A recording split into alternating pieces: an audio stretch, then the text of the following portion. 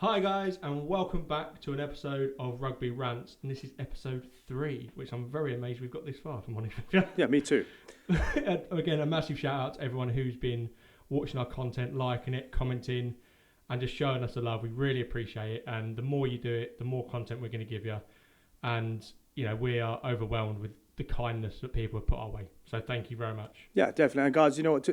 For us to bring you what we want to bring you, we need you to subscribe. We need you to ring the bell. We need you to do all that sort of thing because, you know, later on down the line after the World Cup, we're going to need topics. Yeah, we're going to go a bit of a different route with the show, a bit more of a mature route, a bit of a route that people aren't really going down. I mean, anybody can analyze a game, but yeah, we've got some things in store that it's going to be a bit different, a bit more exciting, a bit more knowledgeable, and hopefully a hell of a lot more interesting.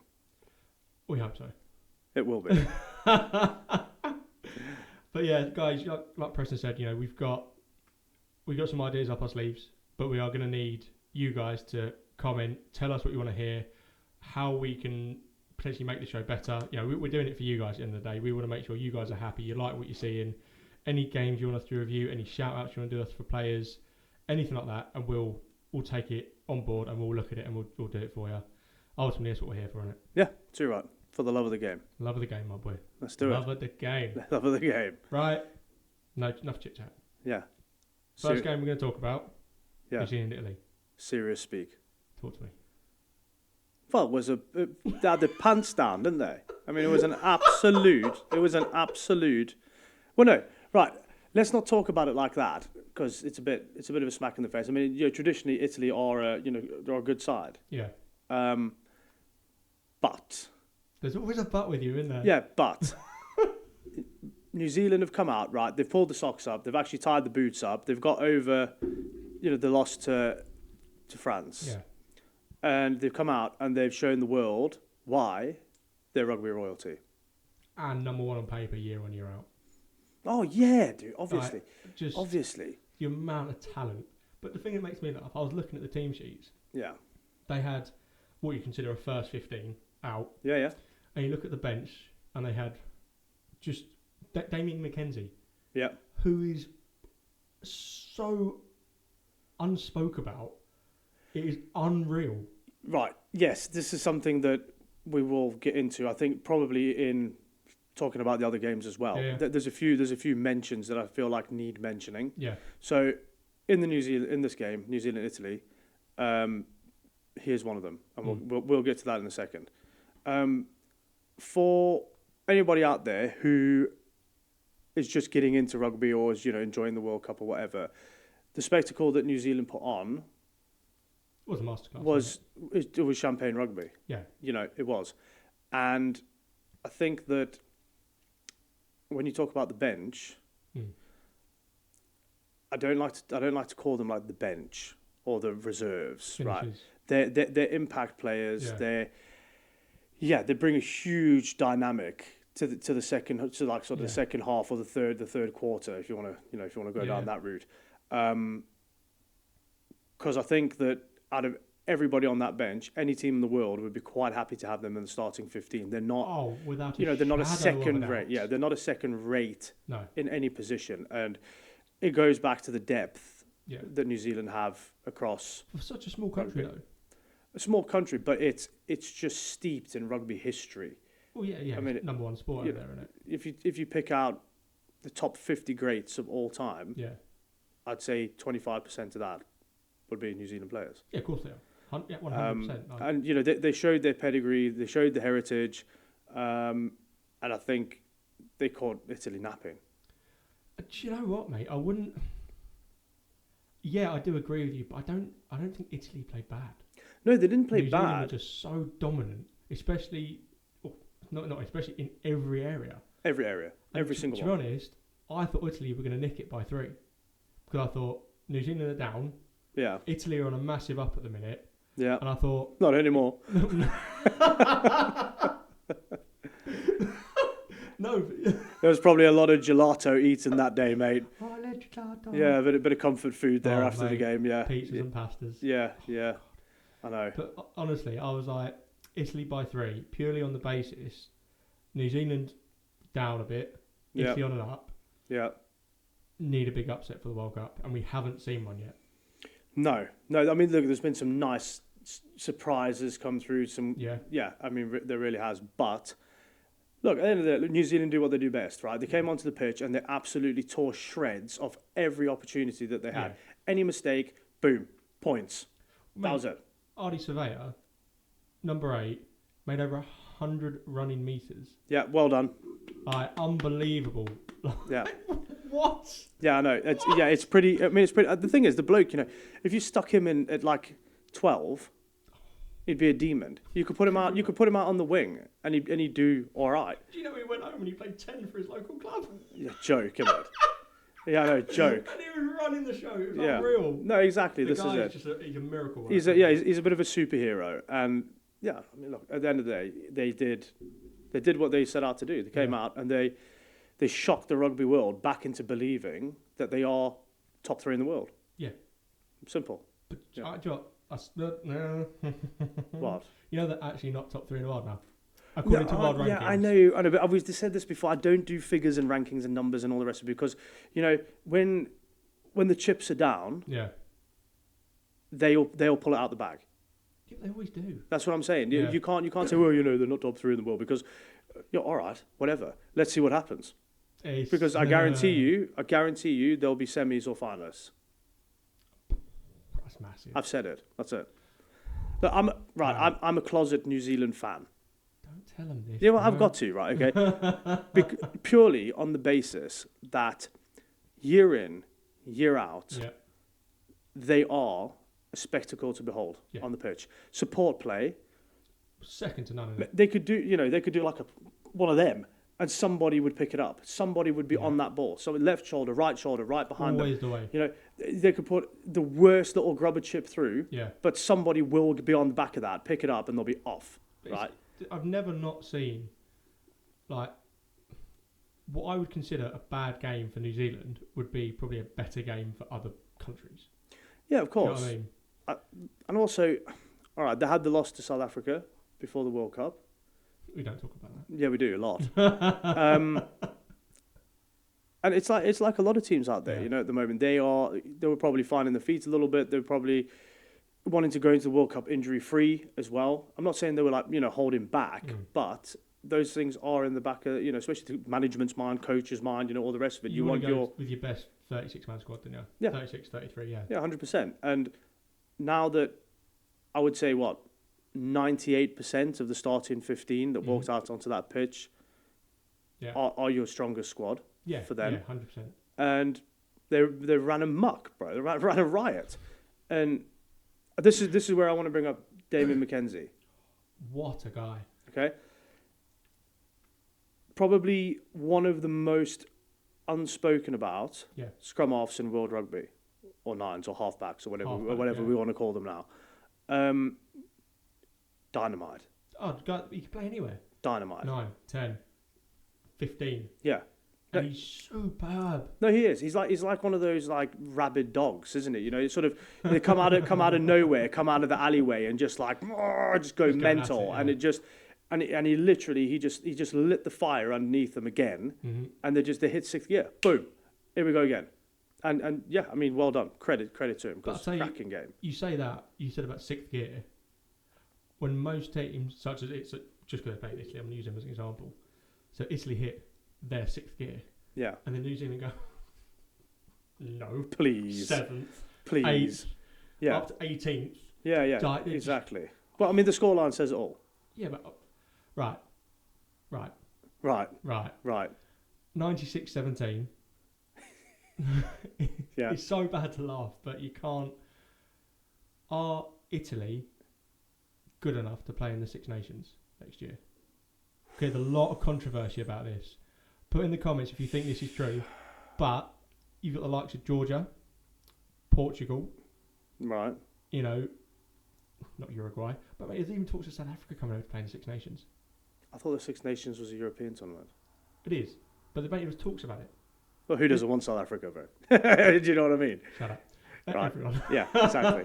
Exactly. But, mate, if you're getting beaten that well, yes, it's a strong New Zealand side, But it was a strong Italy side, and if they're getting 96 points put against them, it raises a lot of questions. It does, but then does the Six Nations then become an elitist competition instead of a European competition?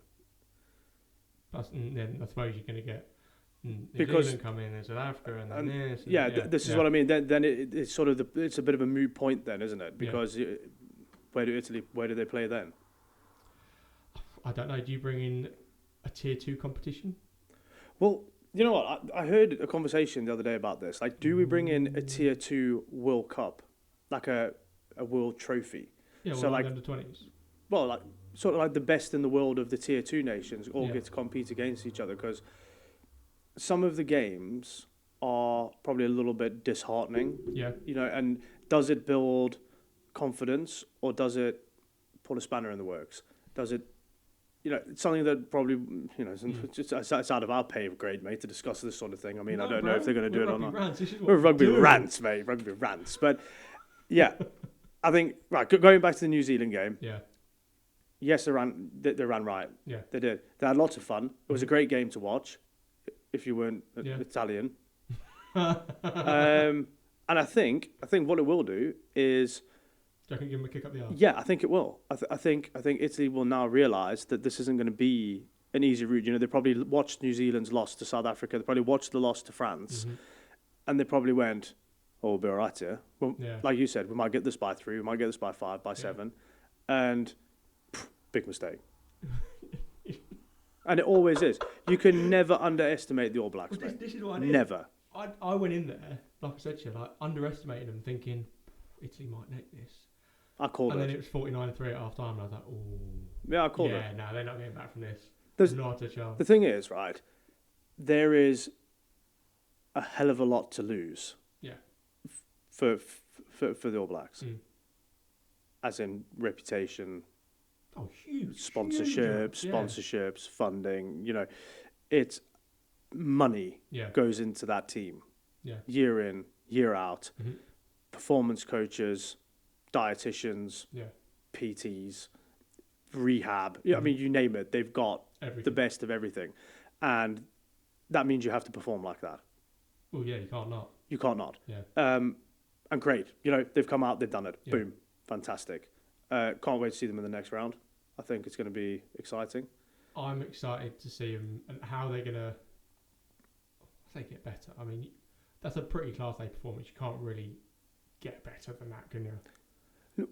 But you're coming up against different teams, different sets, different ways of playing. You know, the Italian way of playing is very flamboyant. It's very reminiscent of sevens rugby. You know, they love to run with the ball. They love to swing it.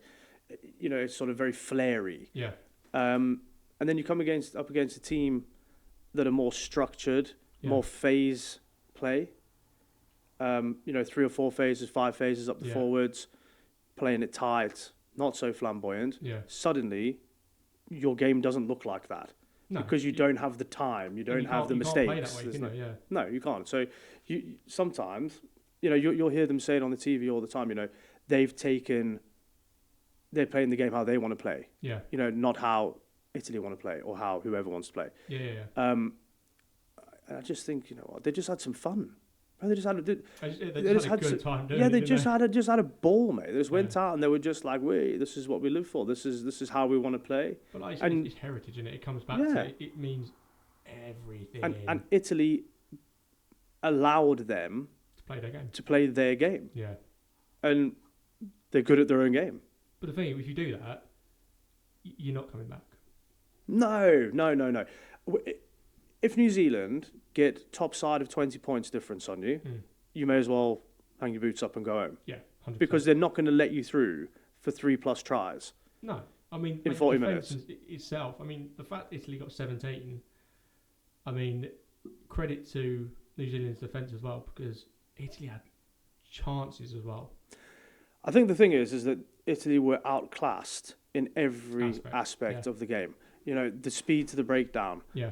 I think that New Zealand's forwards were a hell of a lot fitter come the last 20 minutes. I think you could see that, like I say, when Damien McKenzie came on, the forwards were up to the challenge because he was all over the place Yeah. and he was beasting them, and they were there.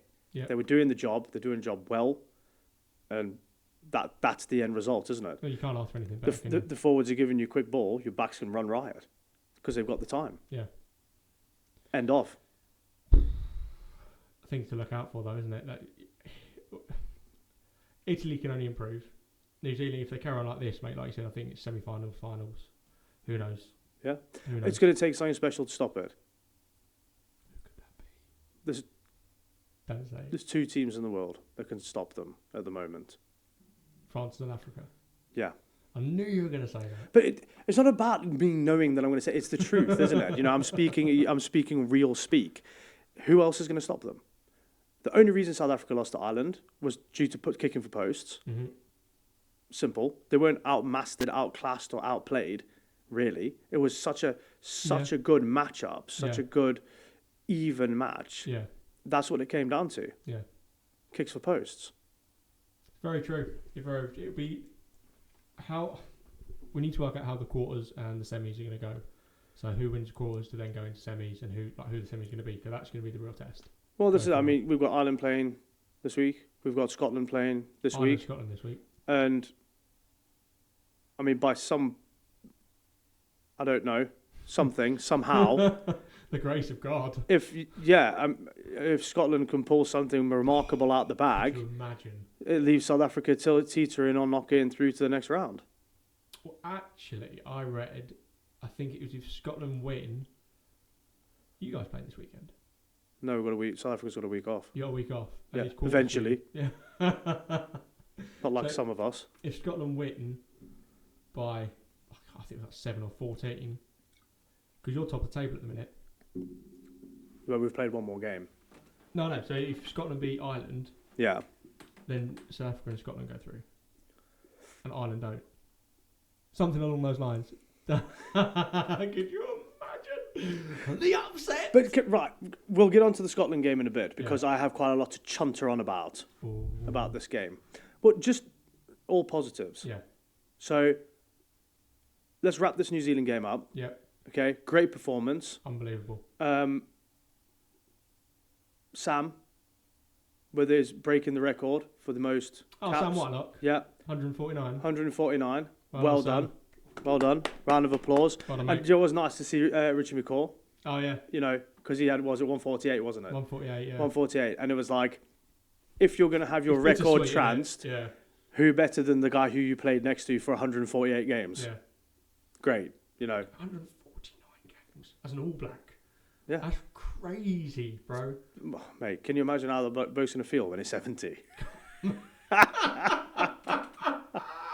Tell me about it. Car crash. Feeling there now, yeah. But it's going to be great to see them in the next round. I'm excited to see New Zealand rugby back on form where it should be. And hats off to them. Great performance and tough luck Italy. You know, it's just one of them, wasn't it? Right. 3 words to sum up the New Zealand-Italy game. Go.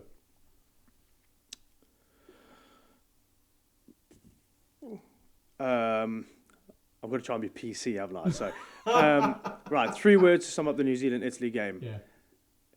Talented. Yeah. Up and coming. Yeah.